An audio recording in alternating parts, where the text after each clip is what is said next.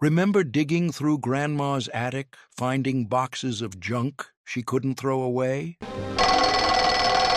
As a convenient place for the telephone and for making out menus and market orders, we also included a planning center. Turns out Grandma was right to save everything. That old sewing tin, those recipe cards, even her costume jewelry. Collectors are paying serious money for them today.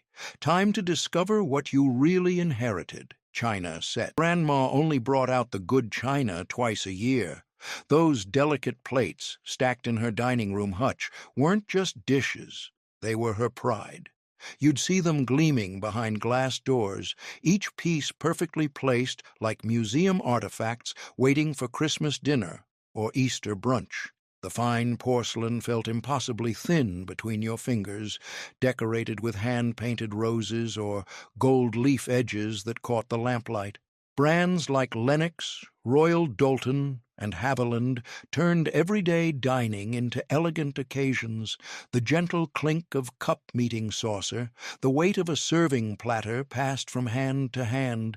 These moments made holidays feel special. Back then, a complete china set meant you'd made it. It represented prosperity, taste, and the hope that family traditions would continue around that table for generations. Grandma would warn everyone to be careful, knowing these pieces couldn't be replaced at the 5 and dime. Costume jewelry. What made Grandma's jewelry box so fascinating to explore? Maybe it was the velvet-lined compartments, each holding a different treasure, or the way every piece seemed to tell a story from a more glamorous time. Her costume jewelry sparkled with rhinestones that caught bedroom light like tiny stars. Brooches shaped like flowers, butterflies, or abstract sunbursts pinned to coat lapels for church and special occasions, chunky necklaces in amber, turquoise, or jet black that transformed simple dresses into evening wear. Each piece felt substantial, crafted with attention to detail that made even fake jewelry feel precious. Brands like Trifari, Coro, and Weiss created these miniature works of art, clips and pins fastened with tiny springs and hinges that still work decades later. Earrings heavy enough to remind you they were there, designed when jewelry was meant to make a statement rather than whisper. In the 1950s and 60s, costume jewelry let every woman feel like a movie star without a movie star budget. Grandma could afford to experiment with bold colors and dramatic shapes, building a collection that reflected her personality rather than just her bank account. Cast iron cookware. Why did everything taste better when Grandma cooked it in her old black skillet? That heavy cast iron pan, seasoned with decades of Sunday morning bacon and evening cornbread, held flavors and memories no modern cookware could match. Her kitchen arsenal included skillets so large you needed both hands to lift them, Dutch ovens perfect for pot roast and vegetable soup, and waffle irons that created golden breakfast perfection. Each piece bore the marks of constant use. Smooth cooking surfaces polished by thousands of meals, handles worn comfortable by familiar grip. Brands like Griswold and Wagner made these kitchen workhorses before planned obsolescence existed. Cast in American foundries, they were built to last generations. The weight alone told you these weren't temporary tools. They were investments in family feeding, passed down like recipes and cooking wisdom. Grandma knew the secrets, how to heat the pan just right, when to add oil, how to clean without destroying the seasoning. Her cast iron developed that coveted non-stick surface naturally, something modern manufacturers try desperately to replicate with chemicals and coatings. Vintage sewing boxes. What secrets lived inside Grandma's sewing basket? More than just thread and needles. It held buttons saved from worn-out clothes, lace trim rescued from old dresses, and tiny treasures that tell the story of careful living. Her sewing box sat beside her favorite chair, filled with wooden spools wound with rainbow threads. Small compartments organized needles by size, thimbles worn smooth by countless stitches, and measuring tape that rolled back with a satisfying snap. The pincushion, usually shaped like a tomato with its little strawberry companion, bristled with pins and needles ready for the next mending project. During the Depression and war years, nothing went to waste. Grandma saved every button, every scrap of fabric, every length of ribbon. Her collection grew into an archive of textures and colors, each piece waiting for the right project or repair job. Fancy buttons from Sunday dresses, work shirt buttons, tiny pearl buttons from baby clothes, all preserved in case they might be needed someday. Recipe cards and cookbooks. Did Grandma's kitchen hold more than just cooking tools? Her recipe collection, handwritten cards, church cookbooks, and well-worn volumes preserved family history one dish at a time. Those index cards, stained with decades of cooking, held the real treasures. Grandma's careful handwriting documented Sunday roast secrets, holiday cookie formulas, and the elusive measurements that made her pies legendary. Many recipes came with notes. Add extra vanilla, Aunt Mary's favorite, or, for church suppers only. Community cookbooks tell even bigger stories. Published by churches, schools, and women's clubs, these spiral-bound collections captured local food culture. Every family contributed their specialties, creating edible neighborhoods between cookbook covers. The Riverside Methodist Ladies Cookbook, the PTA fundraiser collection, these weren't just recipes, they were community portraits. Commercial cookbooks from famous authors or specific eras command collector attention too. Betty Crocker first editions, Julia Child's early works, or regional specialties from the 1940s-60s represent American culinary history. The more worn and annotated, the more authentic and valuable they become. Depression.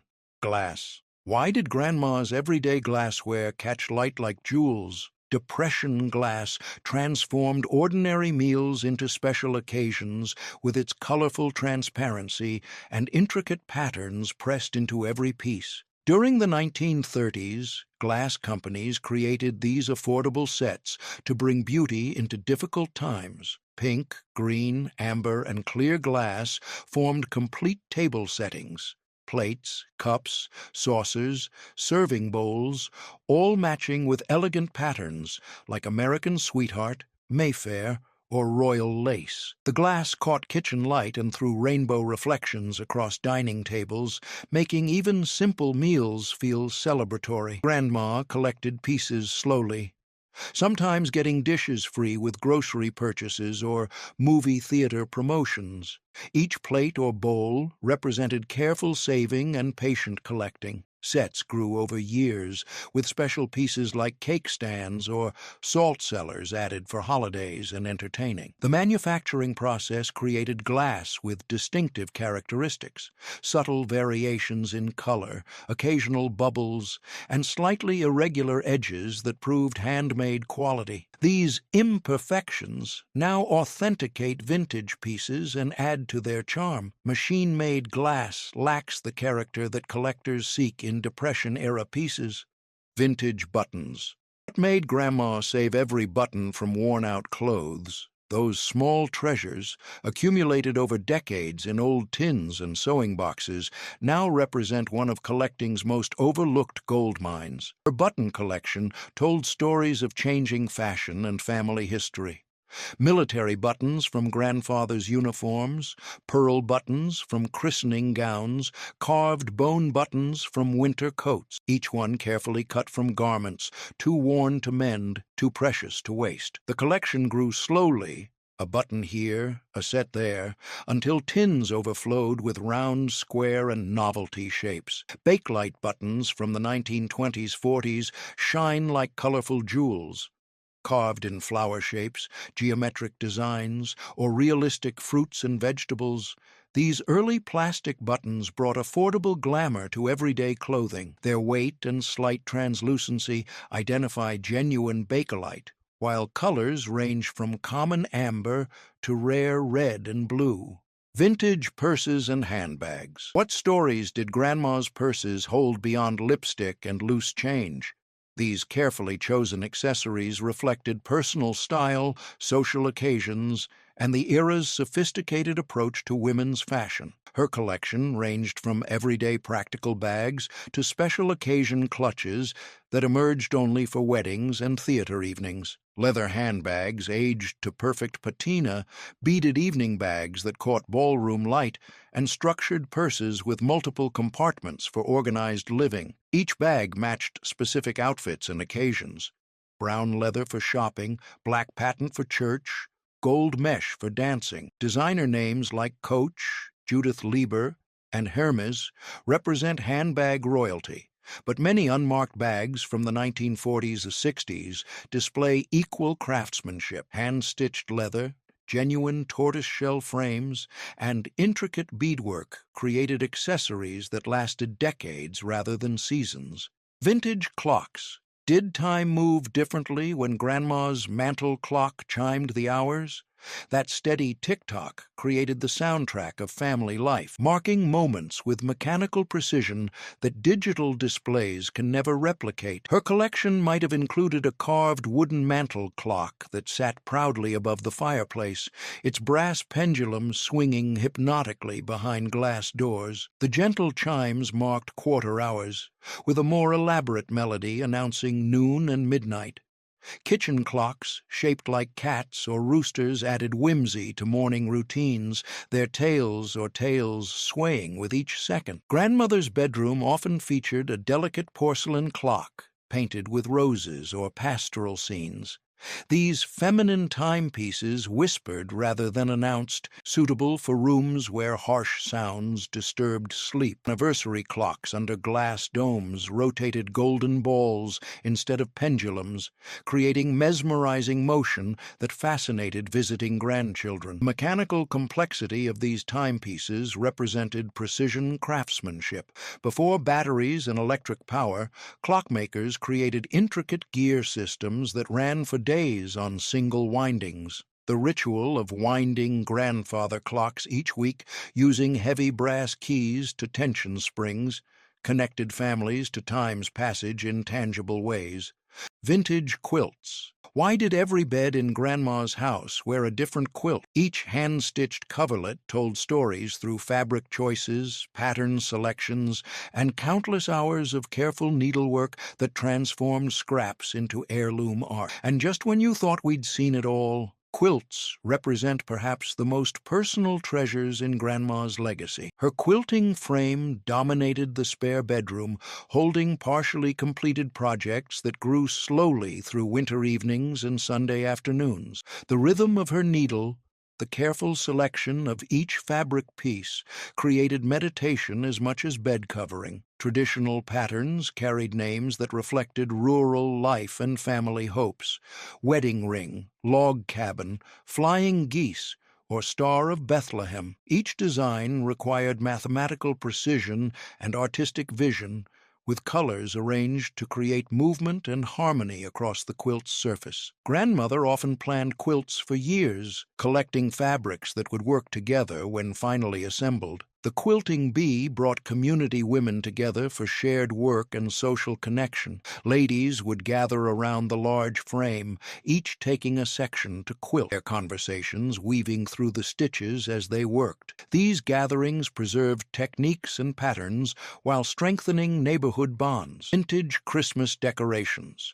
What made Christmas mornings magical beyond the presents under the tree? Grandma's collection of vintage ornaments, accumulated over decades of holiday celebrations, transformed ordinary December evenings into winter wonderlands filled with nostalgic charm. Her ornament boxes, carefully packed each January and reopened each December, contained treasures that modern mass production cannot replicate. Delicate glass balls from Germany, each one hand-blown and painted with intricate designs that caught tree lights like jeweled eggs. Tin soldiers and miniature sleigh ornaments that reflected the era's attention to detailed craftsmanship, when holiday decorations were made to last generations rather than seasons. The family gathered each year to witness the unpacking ritual, Grandmother would carefully unwrap each piece, sharing its origin story, the angel bought during their honeymoon trip, the set of bells received as a wedding gift, the handmade felt stockings crafted during wartime when store-bought decorations disappeared from shelves. Each ornament connected to memories that made the holidays feel continuous across decades. Shiny, bright ornaments dominated many collections, their distinctive caps and vibrant colors representing American Christmas tradition from the 1940s-60s. These machine-made decorations brought affordable beauty to post-war families, with sets sold in department stores like Woolworths and Kresge's. The consistent quality and artistic designs made them instant classics that continue appealing to collectors today. Tinsel icicles, applied strand by strand with patient precision, created the finishing touch that transformed trees into silver waterfalls. The laborious process of individual placement meant decorating took days rather than hours. The sparkling result justified every moment of careful work. Modern tinsel lacks the weight and shine of vintage versions, making original packages valuable to collectors seeking authentic holiday magic. Vintage linens and tablecloths. Why did Grandma's linen closet smell like lavender and hold treasures more precious than money? Those carefully folded tablecloths, embroidered pillowcases, and lace doilies represented hours of handwork and standards of homemaking that defined an entire generation's approach to gracious living. Her linen collection told stories of special occasions and everyday elegance. Wedding gift tablecloths emerged for holiday dinners, their intricate lacework creating elegant foundations for family gatherings.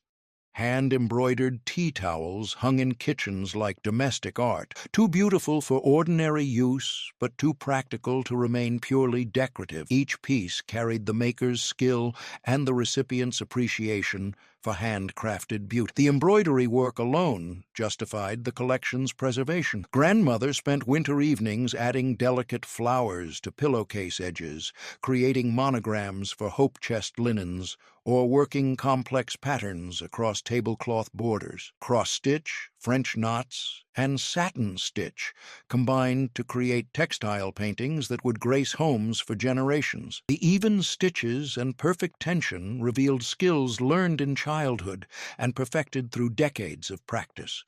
Irish linen, Belgian lace, and fine cotton represented the finest materials available to domestic needleworkers. These natural fibers improved with age and careful handling, developing soft patinas that synthetic materials never achieve. The weight and texture of quality linens felt substantial in ways that modern fabrics cannot replicate, speaking to an era when cheap meant poor quality rather than affordable price.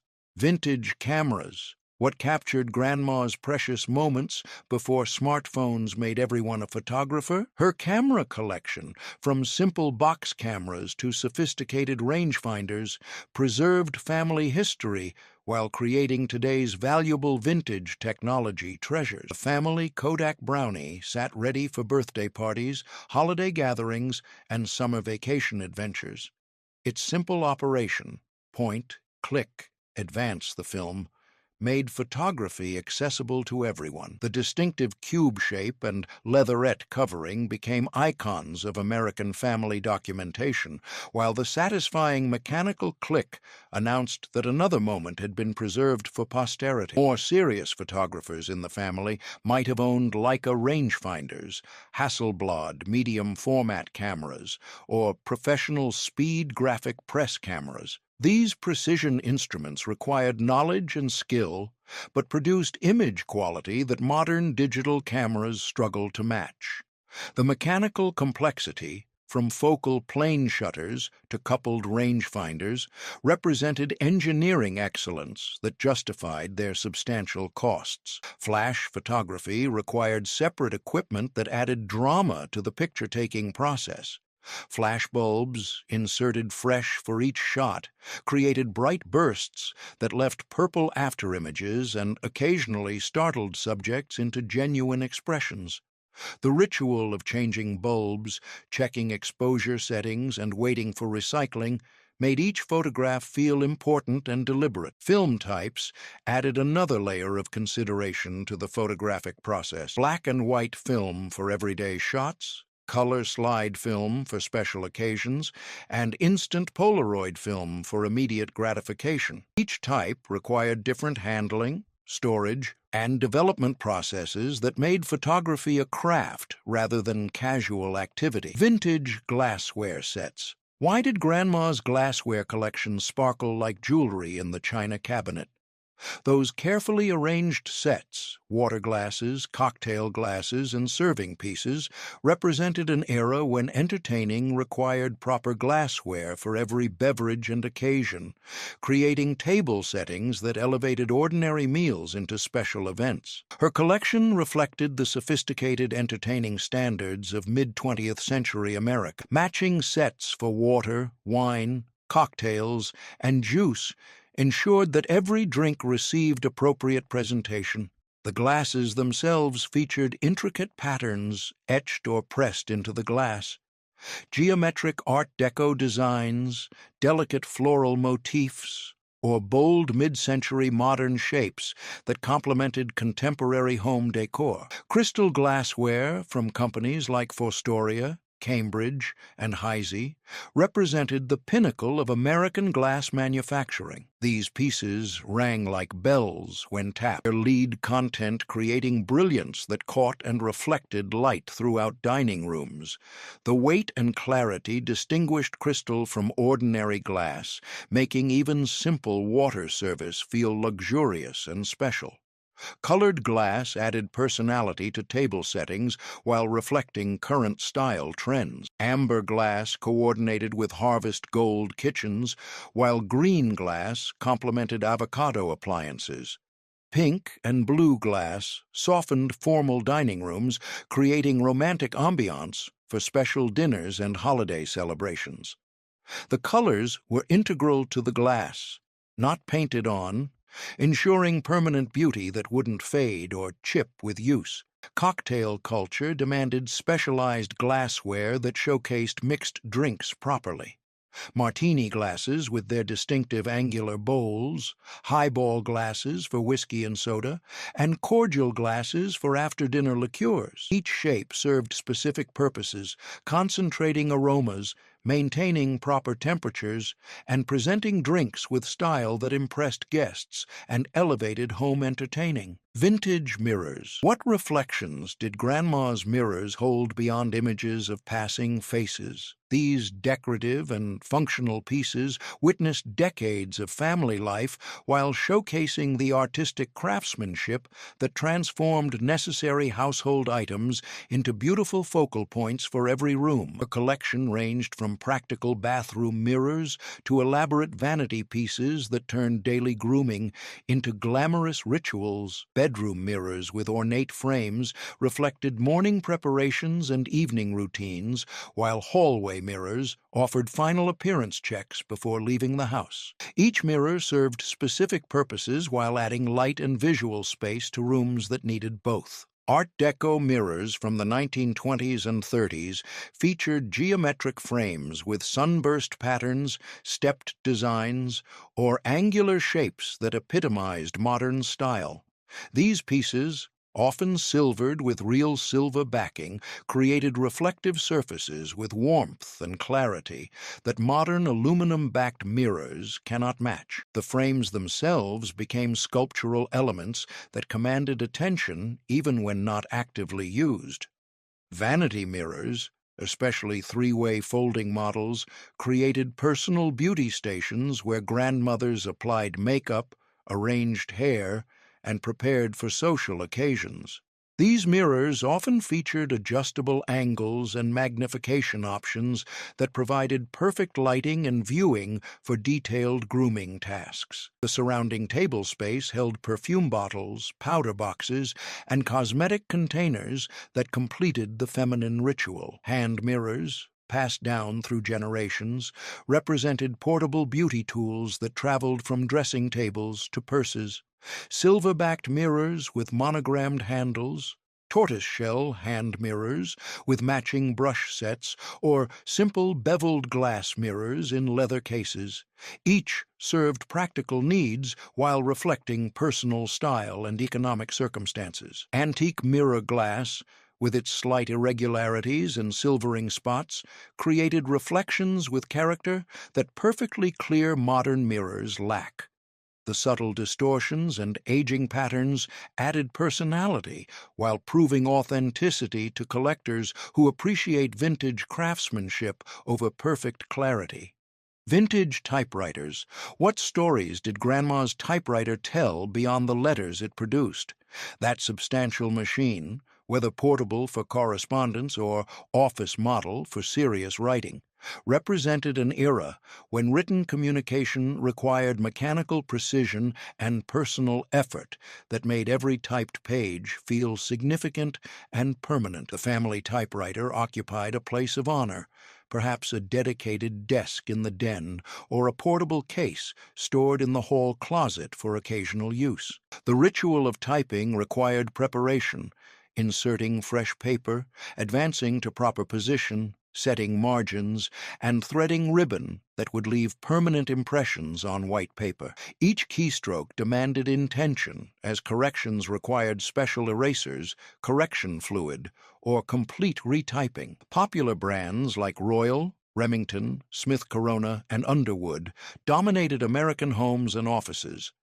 Each manufacturer developed distinctive key actions, ribbon systems, and mechanical innovations that created loyal followings among typists who appreciated specific feel and performance characteristics. The substantial weight and solid construction promised decades of reliable service with proper maintenance and care. Portable typewriters enabled correspondence from anywhere, vacation letters, business trips, or simply moving the machine to comfortable writing locations.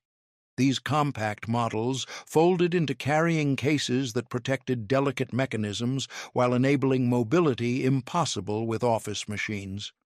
The sound of typing created its own atmosphere, the steady rhythm of keys striking paper, the bell signaling line endings, and the satisfying zip of carriage returns. This mechanical symphony accompanied countless letters, reports, and creative writing sessions that connected people across distances and preserved thoughts on permanent paper. Vintage jewelry boxes. Did Grandma's jewelry box play that haunting melody every time you opened the lid? These musical treasures, with their velvet-lined compartments and twirling ballerinas, held more than just jewelry. They preserved childhood wonder and feminine traditions passed down through generations of careful keepsakes and secret treasures. The jewelry box commanded prime real estate on Grandmother's dresser, its polished wood or ornate metal exterior promising mysteries within. Opening the lid revealed organized compartments designed for specific purposes: ring rolls, necklace hooks, and small drawers that clicked softly when pulled open. The built-in mirror, often beveled and slightly aged, reflected more than just appearance. It reflected decades of daily preparation rituals. Music boxes added enchantment to the practical storage function. Swiss movements, precise as fine watches, played classical melodies or popular songs that evoked romantic feelings and nostalgic memories. The tiny metal combs, plucked by rotating cylinders studded with precisely placed pins, created delicate sounds that transformed jewelry selection into musical performances. Each melody connected to specific memories: Für Elise for evening preparations, Blue Danube for special occasions. Craftsmanship revealed attention to detail that modern manufacturing rarely matches. Dovetail joints, hand-fitted hardware, and carefully chosen materials created jewelry boxes built to last generations. Manufacturers like Rouge, Sankyo, And domestic companies produced pieces ranging from simple wooden boxes to elaborate multi-drawer chests with dozens of specialized compartments. Interior design reflected feminine sensibilities of the era. Pink satin linings, floral patterns, and gold braiding created luxurious settings worthy of precious jewelry. Ring rolls prevented tangling, while shallow drawers kept earrings organized and easily accessible. The layout encouraged systematic storage that protected valuable pieces while making daily selection convenient and pleasant. Many jewelry boxes never left the bedroom, creating private spaces where women could contemplate appearance choices without outside pressure or judgment. The ritual of opening compartments, selecting pieces, and listening to familiar melodies provided daily moments of feminine pleasure and personal expression that connected past and present through continuing traditions. Family stories often centered around these pieces. The jewelry box received as a sweet 16 gift, the music box inherited from a beloved grandmother, or the elaborate chest given as a wedding present. These stories added emotional value that transcended monetary worth, creating heirlooms that carried family history along with personal treasures. Vintage compacts and cosmetics. What made Grandma's compact so much more elegant than modern makeup containers? These miniature masterpieces, tucked into purses and displayed on vanity tables, transformed daily cosmetic routines into glamorous rituals while showcasing decorative arts that elevated practical objects into personal jewelry. Her compact collection reflected changing fashion and personal style evolution. Art Deco compacts from the 1920s featured geometric patterns, bold colors, and angular shapes that matched the era's modern sensibility. Victorian compacts showcased ornate engravings, precious materials, and feminine motifs that emphasized decorative beauty over streamlined function. Each piece told stories of occasions, gifts, and personal taste that connected cosmetics to memory. The craftsmanship elevated these functional items to artistic objects worthy of display and collection. Sterling silver compacts with hand-engraved monograms, enamel work in vibrant colors, and genuine gemstone accents created portable luxury that accompanied women through daily life. The weight and quality of materials promised durability while demonstrating the owner's appreciation for beautiful objects. Interior design maximized limited space through ingenious organization. Mirrored lids provided clear reflections for makeup application, while compartments held powder, rouge, and sometimes lipstick in coordinated arrangements. The mirrors, usually beveled and perfectly fitted, reflected faces with clarity that helped ensure proper application even in limited lighting conditions. Popular manufacturers like Volupté, Elgin American, and Evans created distinctive styles that collectors now recognize and seek. Each company developed signature decorative techniques. Volupté's carved designs, Elgin American's colorful enamels, or Evans's Art Deco patterns. These maker marks authenticate pieces while indicating quality levels that affect current values. Powder itself, when original and unused, adds historical interest and collector appeal. Brand names like Coty, Max Factor, and Helena Rubinstein represent cosmetic history, while the scents and colors reflect contemporary beauty standards. Some collectors seek complete sets with original cosmetics intact, creating time capsules of feminine beauty culture. Matching accessories expanded compact collections into coordinated sets. Lipstick cases, perfume atomizers, and cigarette cases shared decorative patterns and materials that created unified presentation. These sets, when complete, demonstrate the era's attention to coordinated style and the importance placed on personal appearance accessories. The ritual of using these compacts added ceremony to makeup application. Opening the case revealed organized beauty supplies, while the mirror provided intimate reflection time that connected personal preparation to self-expression. The compact served as portable boudoir, enabling makeup touch-ups and appearance maintenance throughout social occasions. Evening compacts featured especially elaborate decoration suitable for formal occasions. Rhinestone patterns, Art Deco metalwork, or precious metal construction created accessories worthy of elegant events. These special occasion pieces often remained in evening bags, used infrequently, but treasured for their glamorous associations.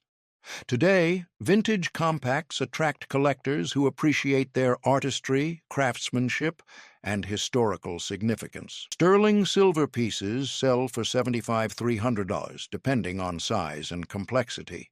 Rare makers or unusual designs bring premium prices. A Cartier compact might reach $2,000, while elaborate enamel work commands $200–600. Condition matters enormously. Working hinges, intact mirrors, and original interiors add significant value. What enhanced Grandma's daily beauty routine now enhances collector portfolios, preserving feminine elegance and decorative arts in portable packages that remind us when ordinary objects received extraordinary attention and care.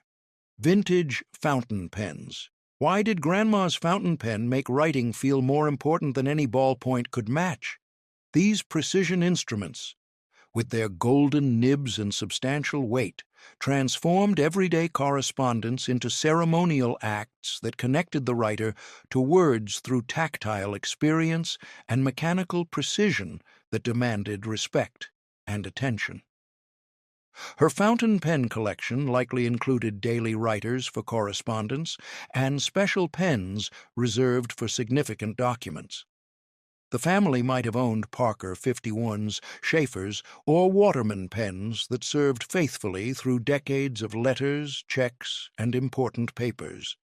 Each pen developed character through use, the nib conforming to specific writing styles, while the body acquired subtle wear patterns that proved their practical service. The filling systems represented mechanical ingenuity that solved practical problems elegantly. Lever fillers, button fillers, and cartridge systems each offered different advantages for fountain pen users who appreciated reliable ink flow and convenient refilling. The ritual of filling pens from ink bottles connected writers to their tools in ways that disposable pens never achieve. Nib materials and sizes provided writing experiences tailored to individual preferences and purposes. Gold nibs, prized for their flexibility and smooth writing characteristics, adapted to pressure and angle variations that created personalized writing experiences. Steel nibs offered durability and consistent performance for everyday writing tasks that required reliability over luxury. Premium manufacturers like Montblanc, Parker, and Cross created pens that justified their higher costs through superior materials, precision manufacturing, and attention to detail that produced writing instruments worthy of lifetime service. These pens often carried lifetime guarantees that manufacturers honored for decades, creating customer loyalty that passed between generations. The aesthetics enhanced the writing experience through visual and tactile pleasure that made pen use enjoyable beyond mere functionality. Celluloid bodies in marbled patterns, sterling silver overlays, or simple black resin with gold trim created instruments that reflected personal style while serving practical needs.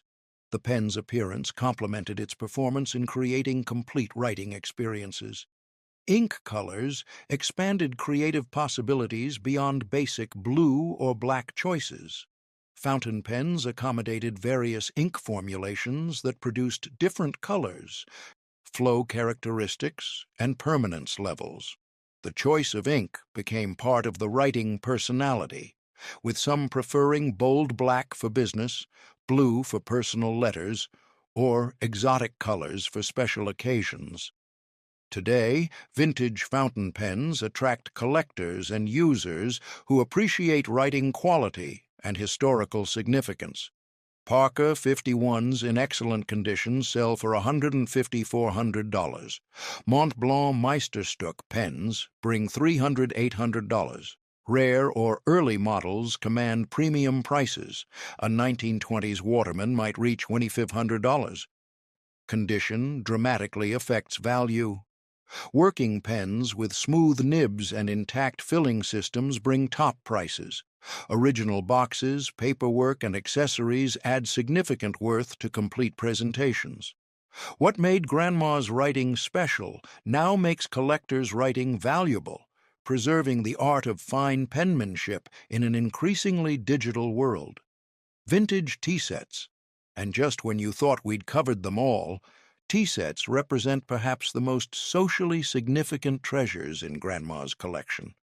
What transformed ordinary afternoon visits into elegant social ceremonies? Her china tea service with matching cups, saucers, and serving pieces created ritualized hospitality that elevated simple conversation into memorable occasions worthy of the family's finest tableware and careful preparation. The complete tea set commanded respect through its coordinated beauty and functional completeness. Matching teapot, cream pitcher, sugar bowl, and individual place settings created harmonious presentations that demonstrated the hostess's attention to proper entertaining standards. Each piece, carefully selected to complement the others, contributed to overall elegance that made guests feel honored and welcome. Bone china, the finest material for tea service, provided translucent beauty that caught light while maintaining strength for regular use. English manufacturers like Royal Albert, Spode, and Wedgwood created patterns that became family traditions, passed down through generations of tea lovers who appreciated quality and continuity. The delicate appearance masked remarkable durability that enabled decades of careful service. The patterns themselves told stories of artistic trends and personal preferences. Rose patterns celebrated romantic femininity, while geometric designs reflected modern sensibilities. Seasonal patterns, spring flowers, autumn leaves, holiday themes, created specialized sets for specific occasions that enhanced seasonal celebrations through coordinated beauty. The investment in quality tea service represented commitment to entertaining standards and social participation. Many families owned multiple tea sets for different occasions and group sizes, daily use sets, company sets, and special occasion services each served specific purposes while demonstrating the hostess's preparation for various entertaining needs. The collection grew through gifts, inheritance, and careful purchasing that built comprehensive entertaining capabilities. Regional preferences influenced tea set styles and usage patterns. Southern families might prefer elaborate services for formal entertaining, while Midwest families chose simpler patterns for comfortable visiting.